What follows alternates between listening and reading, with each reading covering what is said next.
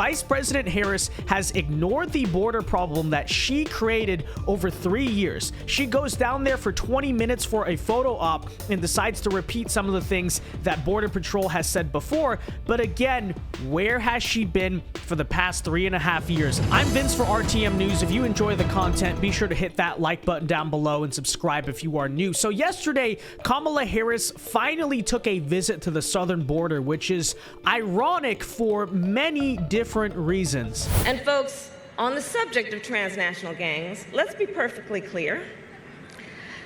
The president's medieval vanity project is not going to stop them.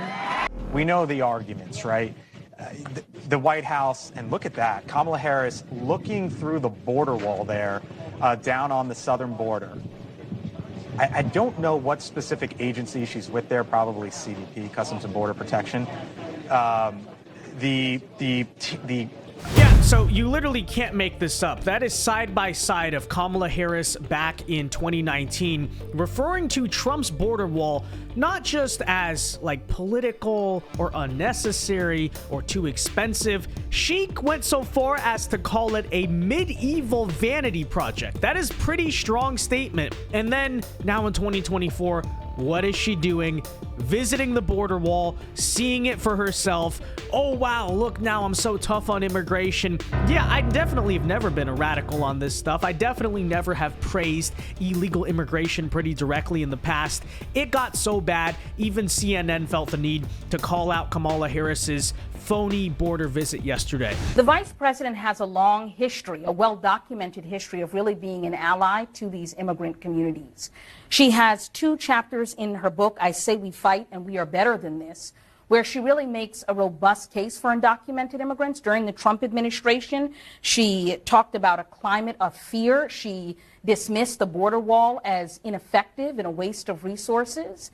And even her guest at the joint session of Congress was a DACA recipient, was a dreamer.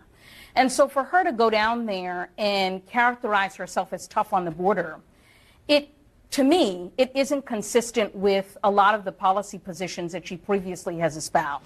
Yeah, exactly. It's just a lazy attempt to rewrite history. But instead of articulating that myself, why not read the comment right here, the response from the Border Patrol Union itself? Because again, let's take it right from their words. This was their response. The Border Patrol unions of Kamala Harris's visit. By the way, I was told all the unions support Kamala Harris. Well, clearly not this one. It says, Vice President Harris has ignored the border problem that she created over 3 years. She goes down there for 20 minutes for a photo op and decides to repeat some of the things that Border Patrol has said before. But again, where has she been for the past 3.5 years? And that's the thing, is a lot of liberals now are running around saying, look, Kamala Harris visited the border. Shut up, Donald Trump. But guys, it was never about the fact that, oh, you go down to the border for a photo op. It was about the fact that she wouldn't even visit the border for so long was symbolic. It was symbolic of a bigger problem, that she does not care about this issue.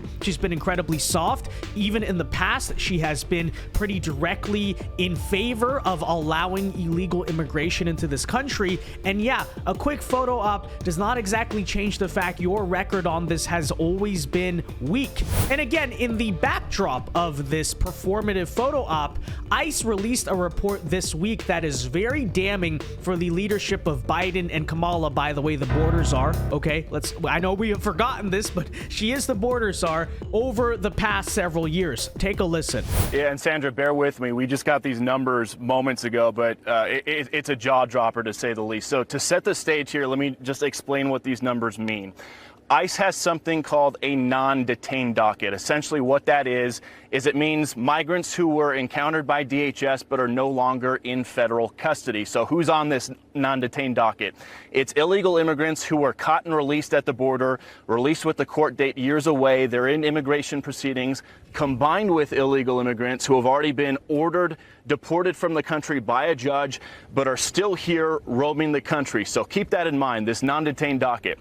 According to a letter that the acting director of ICE just sent to Texas Congressman Tony Gonzalez, on ICE's non-detained docket, they're currently tracking 425,000 non-citizens who have been convicted of a crime. Of that number, over 13,000 non-citizens have convictions for homicide and are on the non-detained docket, meaning they're roaming the country right now.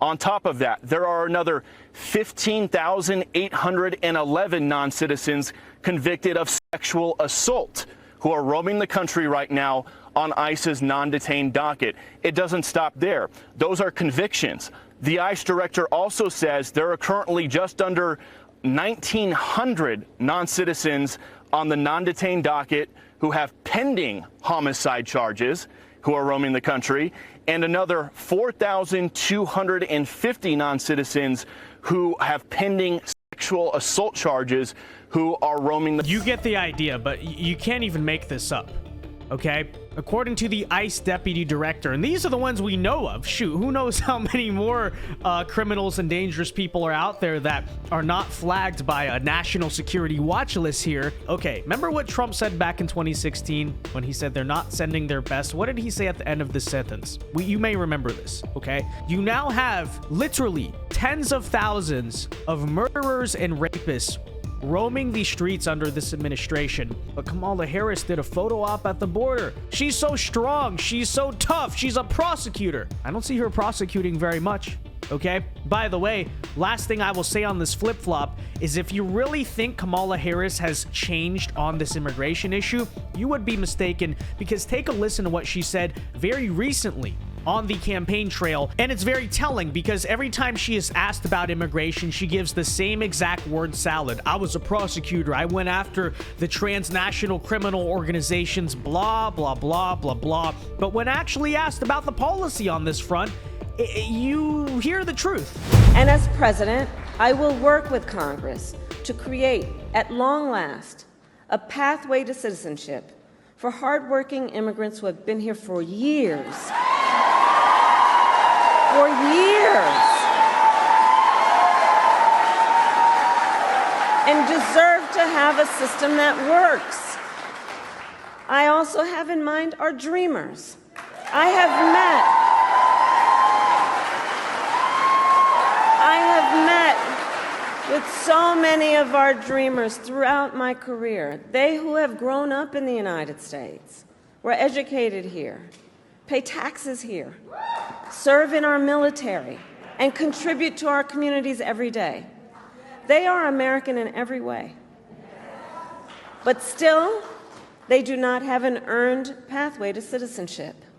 And this problem has gone unsolved at this point now for decades. Again, I'm so tough on immigration. I was a prosecutor. I did stuff against the cartel or something. But when you actually dig down into the weeds, first of all, on the record of her, forget what she said back in 2020 for a second. I'm not saying you should forget it, but even that aside, you just heard the report of the situation in our country under her vice presidency when she was the border czar. And then on top of that, what is the 2024 campaign platform that she is publicly stating? And if someone says something out loud, you should believe what they're about to say. Okay, it's amnesty, mass amnesty for the millions of illegal immigrants who have entered this country under her administration. Oh, but she's so tough on illegal immigration publicly. Oh, quietly though, I'm gonna give amnesty, guys. This is the problem. You are not tough on immigration if you're giving out amnesty. And this is essentially the fakeness of Kamala Harris's toughness, is we're gonna stop illegal immigration